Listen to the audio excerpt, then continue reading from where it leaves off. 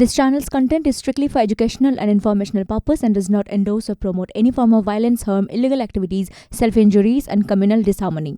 বেলেঘাটার পর ট্যাংরা ভোটের পরে ফের ঝরল রক্ত। কলকাতা উত্তর লোকসভা কেন্দ্রের বিজেপি প্রার্থী তাপস রায়ের পোলিং এজেন্ট রমেশ সাউয়ের মাথা ফাটিয়ে দেওয়ার অভিযোগ উঠল তৃণমূলের বিরুদ্ধে। বিজেপি কর্মীর অভিযোগ, ভোট শেষের পর বুথ থেকেই বার হতে তাকে ধাপায় তুলে নিয়ে যায় তৃণমূলের লোকজন। বুথে বসার জন্য মেরে মাথা ফাটিয়ে দেওয়া হয়।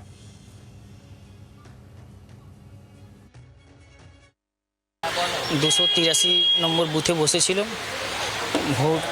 ভোট হয়ে যাওয়ার পর আমি যখন ভাবলাম বেরাবো, তো দেখলাম দুপাশেই তৃণমূলের লোকরা পুরো ভিড় লাগিয়ে রেখেছে। আর বুথের মধ্যে ছিলাম আমি, তখনই আমাকে ধমকি দেওয়া হচ্ছিল।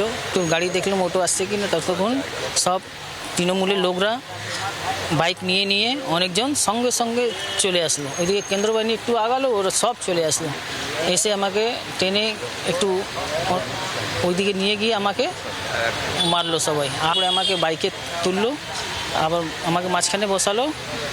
একজন আগে ছিল, একজন পিছন থেকে আমাকে ধরে রেখেছে, বলছে চল তোকে নিয়ে গিয়ে এবার মার্ডার করে দিব। তো আমাকে ওই নিউ ট্যাংরা হয়ে ঘোলপাড়া হয়ে ধাপার দিকে নিয়ে যাচ্ছিল। ভোট শেষের পর বাড়ি ফেরার পথে তৃণমূল আশ্রিত দুষ্কৃতীরা রমেশ সাউকে ধরে নিয়ে ধাপা এলাকায় নিয়ে যায় এবং সেখানে বেধড়ক মারধর করা হয় বিজেপি এজেন্ট রমেশ সাউকে, এমনটাই দাবি করছেন রমেশ সাউ।